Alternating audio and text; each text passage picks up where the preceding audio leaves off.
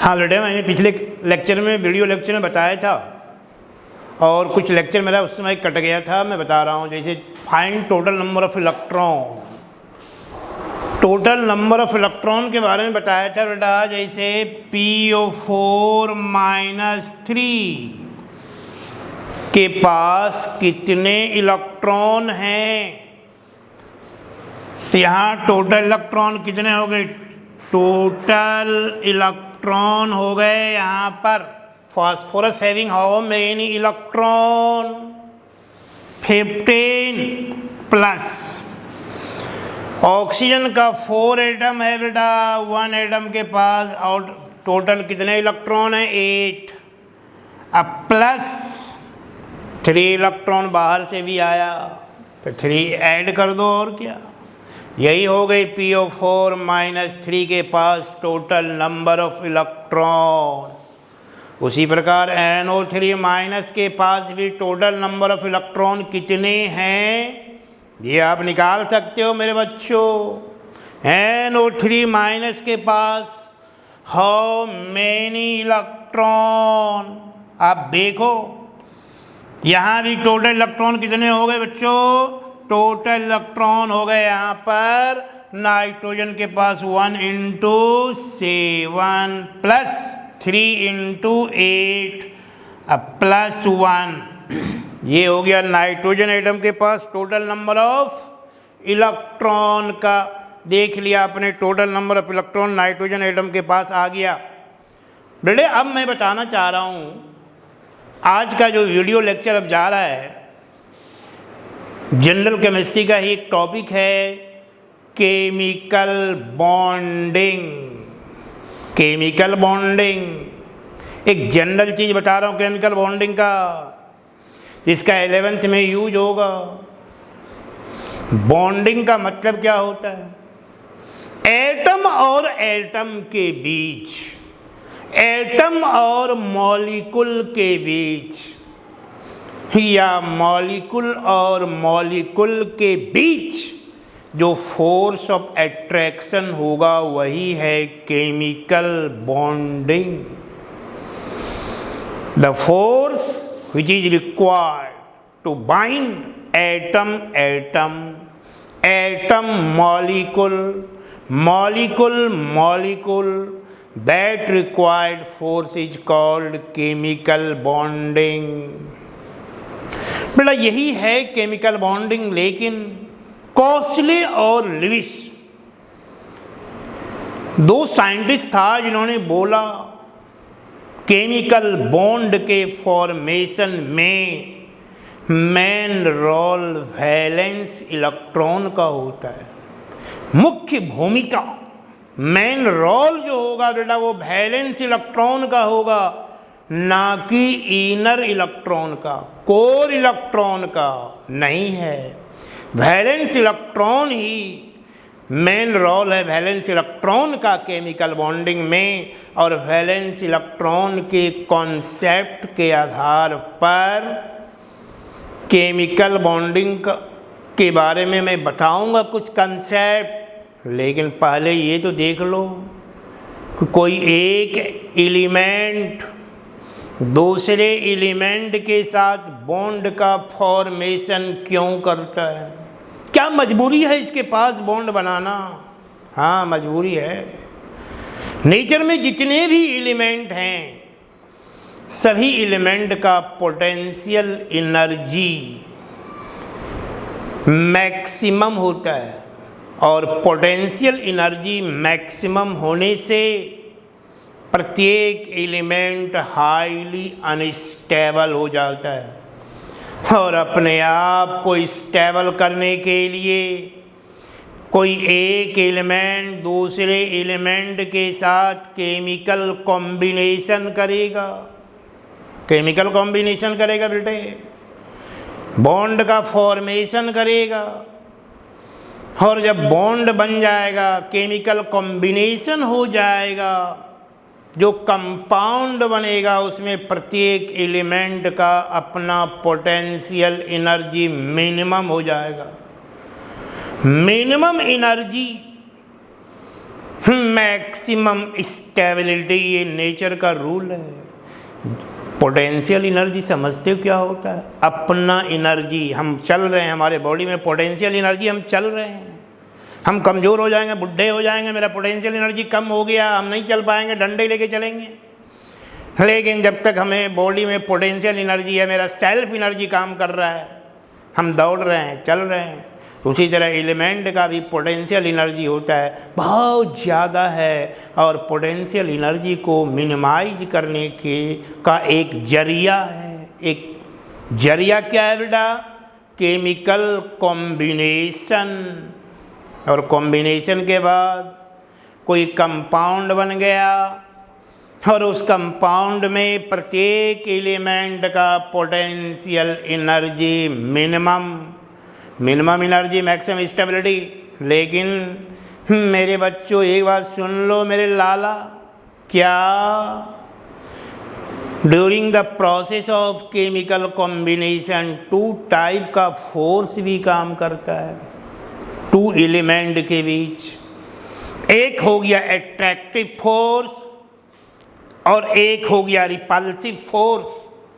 जब attractive force repulsive force से ज़्यादा होगा, बॉन्ड का फॉर्मेशन होगा। एट्रैक्टिव फोर्स रिपल्सिव फोर्स से कम हो गया, बॉन्ड नहीं बनेगा।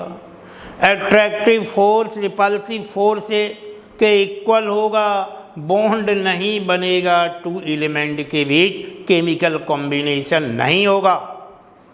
केमिकल कॉम्बिनेशन होने के लिए क्या होना चाहिए? बस एक ही बात, क्या एट्रैक्टिव फोर्स रिपल्सिव फोर्स से ज़्यादा होना चाहिए।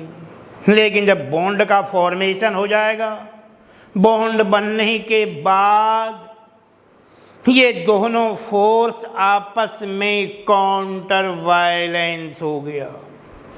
यही तो है केमिकल बॉन्डिंग। मान लो लेट अस सपोज हम 2 एलिमेंट को ले रहे हैं बेटा, यहाँ देखो 2 एलिमेंट को लिया, यहाँ पर फर्स्ट एलिमेंट है ए और सेकेंड एलिमेंट है बी, और ए और बी का पोटेंशियल एनर्जी, पीई का मतलब हो गया पोटेंशियल एनर्जी मैक्सिमम। इसका भी पोटेंशियल एनर्जी क्या हो गया? इसका भी मैक्सिमम है। दोनों चंबल के बीहड़ में भटक रहा है, हाईली अनस्टेबल है। अपने को स्टेबल करने के लिए कोई रास्ता ढूंढ रहा है कि मैं कैसे स्टेबल हो जाऊं। अब यहाँ बीहड़ में दोनों मिला, बातचीत हुआ, दोनों ने विचार किया, देखो यार कॉम्बिनेशन कर लो, मेरा भी पोटेंशियल एनर्जी लो हो जाएगा, मैं भी स्टेबल हो जाऊंगा, और तुम्हारा भी पोटेंशियल एनर्जी लो होगा, तुम भी स्टेबल हो जाओगे। चांदी काटेंगे बाद में दोनों, इसीलिए कॉम्बिनेशन कर लो, दोनों का टेंशन दूर हो जाएगा। अब दोनों ने कॉम्बिनेशन तो कर लिया और कंपाउंड बनाया ए बी। इस कंपाउंड में ए का पोटेंशियल एनर्जी भी मिनिमम और बी का भी पोटेंशियल एनर्जी मिनिमम हो गया। अब कोई कंपाउंड बन गया ए बी, ए और बी दोनों का potential energy minimum, maximum stability हो गया। लेकिन यहाँ पर दोनों एलिमेंट के बीच during the process of chemical combination 2 type of force exist. 2 तरह का फोर्स काम करता है, एक एट्रैक्टिव फोर्स, एक रिपल्सिव फोर्स। जब एट्रैक्टिव फोर्स रिपल्सिव फोर्स से ज़्यादा होगा, एफ मतलब हो गया एट्रैक्टिव फोर्स, ये ज़्यादा होगा रिपल्सिव आरएफ, रिपल्सिव फोर्स से bond formation is possible. Bond formation is possible, bond का बनना संभव है मेरे बच्चों, बन जाएगा बॉन्ड। लेकिन जब एट्रैक्टिव फोर्स रिपल्सिव फोर्स से कम हो जाएगा, bond formation is not possible. Bond formation is not possible, bond का बनना संभव नहीं है। और यदि अट्रैक्टिव फोर्स रिपल्सिव फोर्स के इक्वल हो गया, यहाँ भी bond formation is not possible. यहाँ भी वही चीज़ हो जाएगा। जब अट्रैक्टिव फोर्स रिपल्सिव फोर्स के इक्वल हो गया, bond formation is not possible. अब देखो एफ का मतलब क्या हो गया बेटे, अट्रैक्टिव फोर्स और आर एफ का मतलब क्या हो गया, रिपल्सिव फोर्स। ये देखा आपने, ये तो है केमिकल बॉन्डिंग का खेल, लेकिन जब बॉन्ड बन जाएगा ये दोनों फोर्स आपस में काउंटर वायलेंस हो जाएंगे। लेकिन ये तो देखा आपने cause of chemical combination, chemical combination का रीजन क्या है। लेकिन आपको मैं फिर बता दूं, कौशले और लेविस नाम का दो साइंटिस्ट था जिन्होंने बोला कि भाई सुनो मेरी आवाज़। क्या आवाज़ था उनका जानते हो? अब सुन लो कि केमिकल कॉम्बिनेशन में और केमिकल बॉन्डिंग में सिर्फ वैलेंस इलेक्ट्रॉन ही पार्टिसिपेट करेगा। Only valence electron participate in chemical bonding. What is valence electron? Valence shell में जो इलेक्ट्रॉन प्रेजेंट है वही है बेटा वैलेंस इलेक्ट्रॉन, और कुछ नहीं है। केमिकल बॉन्डिंग के फॉर्मेशन में सिर्फ वैलेंस इलेक्ट्रॉन ही पार्टिसिपेट कर रहा है, यही कौशले और लेविस का कहना था। और वैलेंस इलेक्ट्रॉन के आधार पर कौशले और लेविस ने केमिकल बॉन्डिंग का क्लासिफिकेशन कर दिया, और कितने तरह का केमिकल बॉन्डिंग हो गया। First type of chemical bonding is electrovalent bond, और आयनिक बॉन्ड पढ़ा भी होगा ये सब चीज़ 10th में। कोवैलेंट बॉन्ड सेकेंड टाइप हो गया, और थर्ड टाइप हो गया बेटा कोऑर्डिनेट बॉन्ड। बताऊंगा मैं इलेक्ट्रोवैलेंट बॉन्ड क्या है या आयनिक बॉन्ड क्या है। बेटे आपने पढ़ा भी होगा 10th में। इलेक्ट्रोवैलेंट बॉन्ड और आयनिक बॉन्ड मेटल और नॉन मेटल के बीच बनता है, लेकिन सुन लो मेटल और नॉन मेटल के बीच तो इलेक्ट्रोवैलेंट बॉन्ड बनता ही है, लेकिन यहाँ बता दूँ कि मेटल में भी क्या पहचान है मेटल का, ये तो बताया आपको। मेटल के आउटर मोस्ट सेल में 1, 2 और 3 इलेक्ट्रॉन होगा। नॉन मेटल के आउटर मोस्ट सेल में 4, 5, 6 और 7 इलेक्ट्रॉन होगा। मेटल अपना इलेक्ट्रॉन लूज करेगा और नॉन मेटल इलेक्ट्रॉन गेन करेगा। मेटल पर आ जाएगा प्लस और नॉन मेटल पाएगा माइनस। जितना इलेक्ट्रॉन लूज किया मेटल उतना प्लस हो गया, और नॉन मेटल जितना इलेक्ट्रॉन गेन किया उस पर उतना ही माइनस हो गया। अब दो अलग अलग आयन बन गए और दोनों के बीच एक इलेक्ट्रोस्टैटिक फोर्स काम करेगा। अब इलेक्ट्रोस्टैटिक फोर्स काम कर रहा है, देखो आप। और इस तरह के इलेक्ट्रोस्टैटिक फोर्स ऑफ अट्रैक्शन को ही क्या बोलते हैं? इलेक्ट्रोवैलेंट बॉन्ड और आयनिक बॉन्ड। बेटे पीरियोडिक टेबल का थोड़ा भी ज्ञान होगा यदि, मैं जो पढ़ाऊंगा 11th में सिलेबस में, अभी जो ये जनरल क्लास चल रहा है, जनरल क्लास में थोड़ा थोड़ा इन्फॉर्मेशन दे रहा हूँ हर चीज़ का, ताकि आपको 11th का सिलेबस समझ में टकाटक आ जाए, कोई दिक्कत ना हो। इसीलिए मैं जनरल केमिस्ट्री पढ़ा रहा हूँ पहले, तब फिर सिलेबस स्टार्ट होगा। लेकिन अब देखो यहाँ पर इलेक्ट्रोवैलेंट बॉन्ड फॉर्मेशन के लिए बहुत सारा कंडीशन है, बहुत सारा कंडीशन है। इलेक्ट्रोवैलेंट बॉन्ड स्ट्रॉन्ग बनने के लिए कंडीशन अलग है, वीक इलेक्ट्रोवैलेंट बॉन्ड बनने के लिए अलग कंडीशन है। स्ट्रॉन्ग इलेक्ट्रोवैलेंट बॉन्ड या आयनिक बॉन्ड बनने के लिए क्या कंडीशन है बेटे? Metal must belongs to, metal group 1 का या ग्रुप 2 का होना चाहिए। पता है क्या है ग्रुप? जरूर पता होगा मेरे बच्चों, आगरा जोन के बच्चे हैं आप, बेसिक तो बहुत क्लियर है आपका।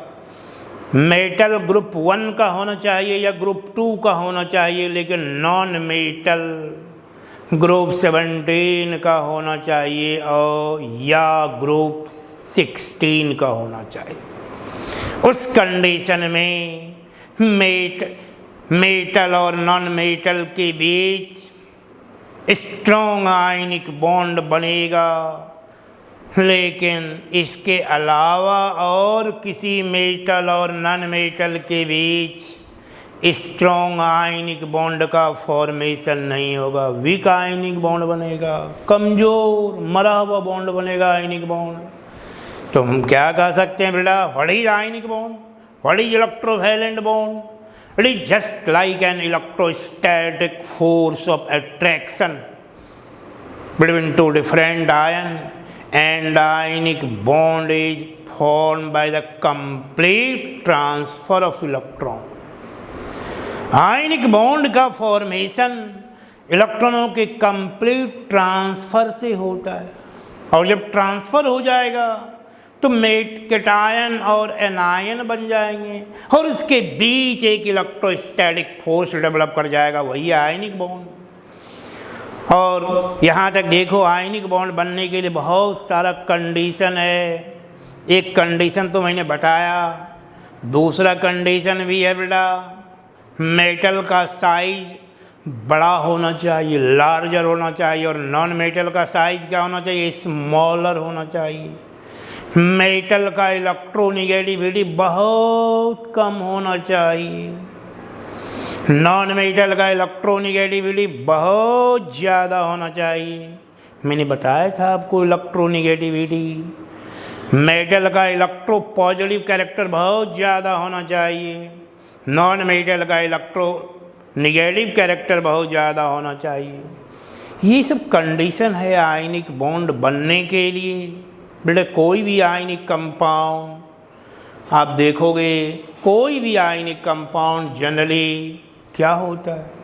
वाटर में डिजॉल्व कर जाता है, पानी में डिजॉल्व कर जाएगा आयनिक कंपाउंड। यही पहचान है बेटा ये आयनिक कंपाउंड का, बहुत बड़ा फिजिकल प्रॉपर्टीज है। पहले हम एग्जाम्पल दे के समझाऊँ मैं आपको। जैसे देखो आप मेरे बच्चों, देखो आप मेटल और नॉन मेटल के बीच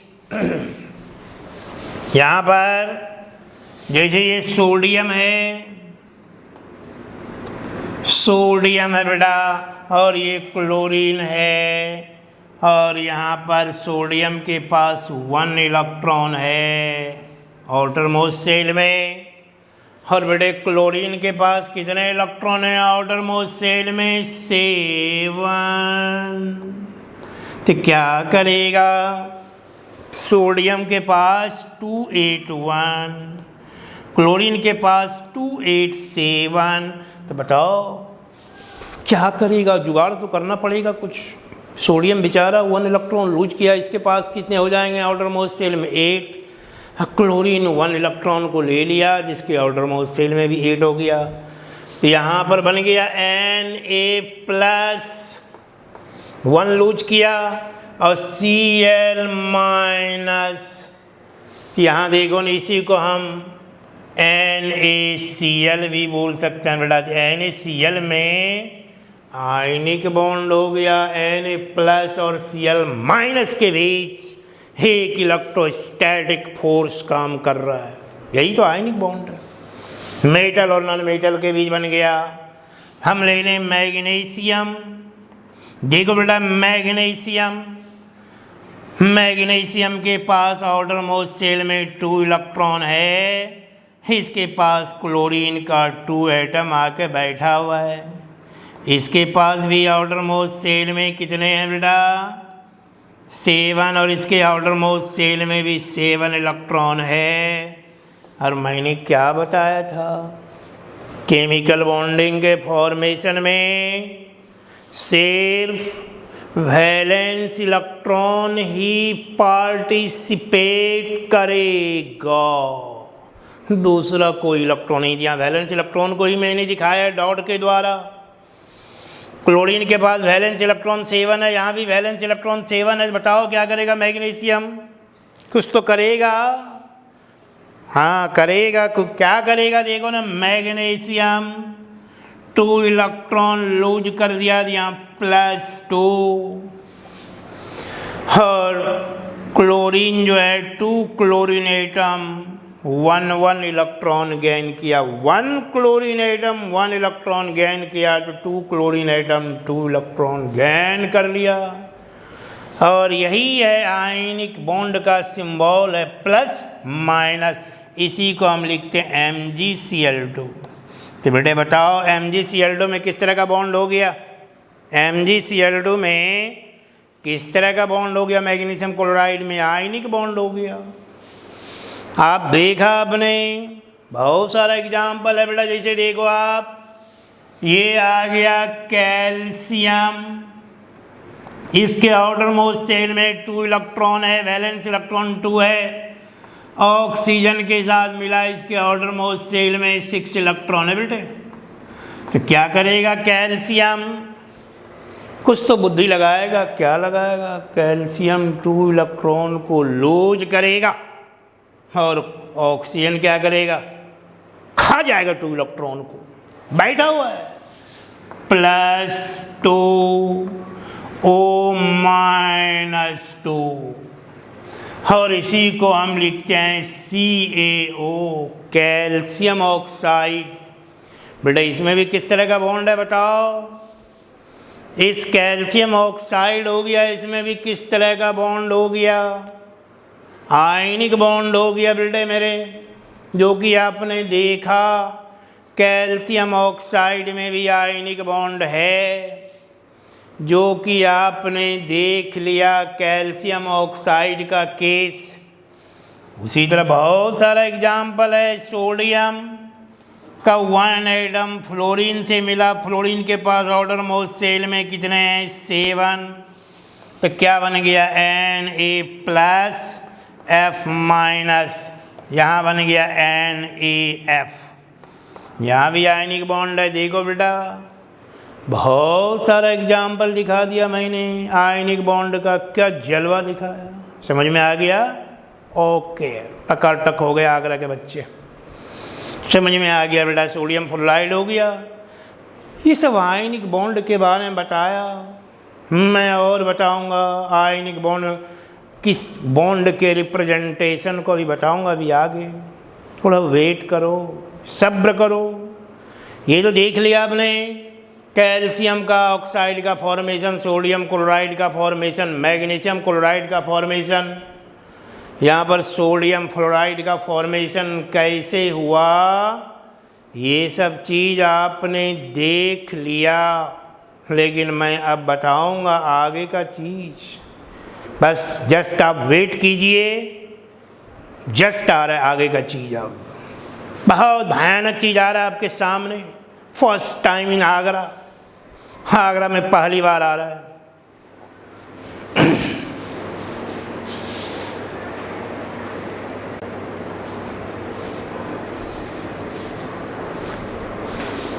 हाँ बेटा, मैंने अभी तक बताया था, अब मैं कुछ क्लास टेंशन दूंगा आपको। अभी तक जो बताया उसमें कुछ टेंशन तो दूंगा। हाँ, टेंशन अभी दे रहा हूँ, इसका नाम है क्लास टेंशन।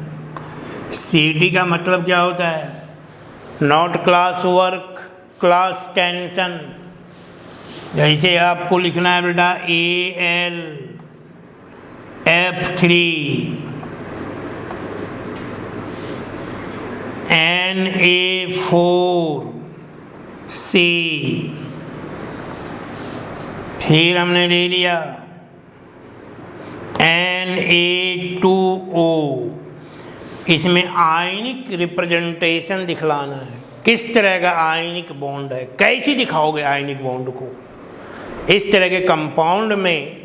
ये बात तो पक्की है कि आयनिक बॉन्ड है, लेकिन कैसे दिखाओगे, how to represent ionic bond, how you will represent ionic representation, ionic representation को कैसे दिखाओगे आप। देखो बेटा, ये है एल्यूमिनियम। एल्यूमिनियम का देखा आपने, हाउ मेनी इलेक्ट्रॉन, 3 इलेक्ट्रॉन है आउटर मोस्ट शेल में। बेटे कितने फ्लोरीन के एटम हैं, 3 फ्लोरीन एटम है, 1 2 3। इसके आउटर मोस्ट शेल में भी 7 इलेक्ट्रॉन है, यहाँ भी आउटर मोस्ट शेल में 7 इलेक्ट्रॉन है, और यहाँ भी 7 है। अब एल्यूमिनियम बेचारे को, बेचारा है एल्यूमिनियम, 3 फ्लोरीन एटम घेर लिया और कह रहा है अरे भाई एल्यूमिनियम मेरा कल्याण करो, मैं मर जाऊँगा, मेरा ऑक्टेट पूरा कर दो। मेरे पास आउटर मोस्ट शेल में 7 है, 1 कहीं से दे दोगे मेरा काम हो जाएगा। एल्यूमिनियम बोला ठीक है भाई, ठीक है ठीक है, चलो हो जाए। यहाँ पर एल्यूमिनियम 3 इलेक्ट्रॉन को लूज किया तो हो गया Al+3 और 3F-। यही तो हो गया आयनिक रिप्रेजेंटेशन एल्यूमिनियम फ्लोराइड का। एक एल्यूमिनियम 3 इलेक्ट्रॉन लूज कर रहा है और 3 फ्लोरीन एटम 3 इलेक्ट्रॉन को गेन कर रहा है। काम हो गया, खुश हो गया बेचारा, एल्यूमिनियम फ्लोराइड बन गया। फ्लोरीन भी खुश, एल्यूमिनियम भी खुश हो गया, अंदर से खुश है, टकाटक हो गया। अब देखो यहाँ सोडियम की बात करें हम, सोडियम का 4 एटम है, 4 एटम, देखो मैं दिखा रहा हूँ 4 एटम को, और सबके पास आउटर मोस्ट शेल में 1 इलेक्ट्रॉन है, और कार्बन आके बैठ गया कि मेरा कल्याण करो भैया, मैं मर जाऊंगा, मेरे पास 4 इलेक्ट्रॉन है और मेरा कल्याण करो। अब एल्यूमिनियम क्या, सोडियम क्या करेगा, 4 सोडियम, 4 इलेक्ट्रॉन लूज किया और 1 कार्बन 4 इलेक्ट्रॉन गेन किया। यही है सोडियम कार्बाइड का आयनिक रिप्रेजेंटेशन। इसी प्रकार यहाँ इसका भी दिखा सकते हो, Na2O का भी हो जाएगा ना, नहीं होगा, बिल्कुल होगा, दौड़ के चलेगा, क्यों नहीं होगा बेटा, टकाटक हो जाओगे आप। जैसे देखो आप यहाँ पर सोडियम की बात करें हम,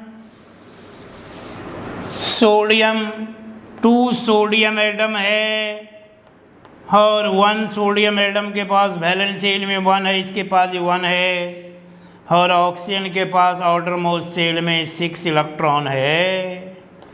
दोनों सोच रहे क्या करें, 2 सोडियम 1 इलेक्ट्रॉन, 2 इलेक्ट्रॉन लूज किया, 1 ऑक्सीजन 2 इलेक्ट्रॉन गेन कर लिया। यही है सोडियम ऑक्साइड का आयनिक रिप्रेजेंटेशन। और मैं दे रहा हूँ, और दे रहा हूँ बेटा, यहाँ पर यहाँ देखो आप,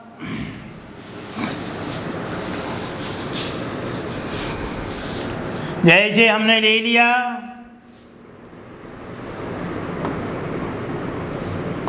sodium nitride, sodium phosphide, calcium nitride.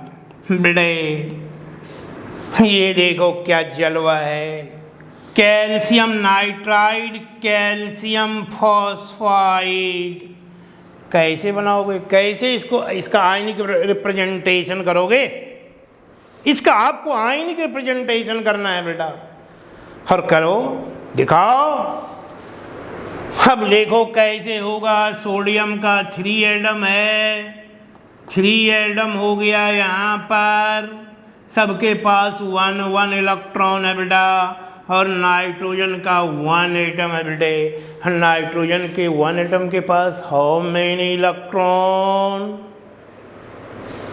5 electron है आउटर मोस्ट शेल में। अब क्या करेगा? 3 सोडियम 3 इलेक्ट्रॉन को लूज किया, और नाइट्रोजन का 1 एटम 3 इलेक्ट्रॉन को गेन किया, और यही हो गया सोडियम नाइट्राइड का आयनिक रिप्रेजेंटेशन।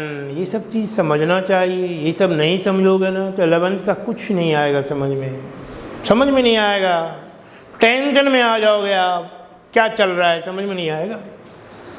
फिर इसका देखो बेटा, इसी तरह मैं बता रहा हूँ, यहाँ पर 3 सोडियम एटम है यहाँ पर, यहाँ देखो सबके आउटर मोस्ट शेल में 1, यहाँ भी 1, यहाँ भी 1, और फास्फोरस के 1 एटम के पास आउटर मोस्ट शेल में कितने हैं? 5, टोटल इलेक्ट्रॉन 15।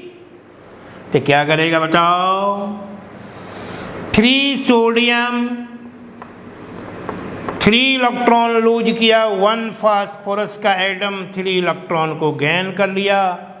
तो यही तो हो गया सोडियम फॉस्फाइड का आयनिक रिप्रेजेंटेशन। सोडियम फॉस्फाइड का मैंने आयनिक रिप्रेजेंटेशन बता दिया आपको, Na3P। उसी प्रकार आप इसका भी निकाल सकते हो बेटा। ये आपको मैं होम वर्क दे रहा हूँ, ये होम वर्क नहीं है, होम टेंशन है, घर का टेंशन दे रहा हूँ बच्चों को मैं। और इस घर के टेंशन को लेके आप जाओगे आज, और ये ऑनलाइन क्लास है, और मैं अगले क्लास में फिर इसे डिस्कस करूँगा। Okay bye.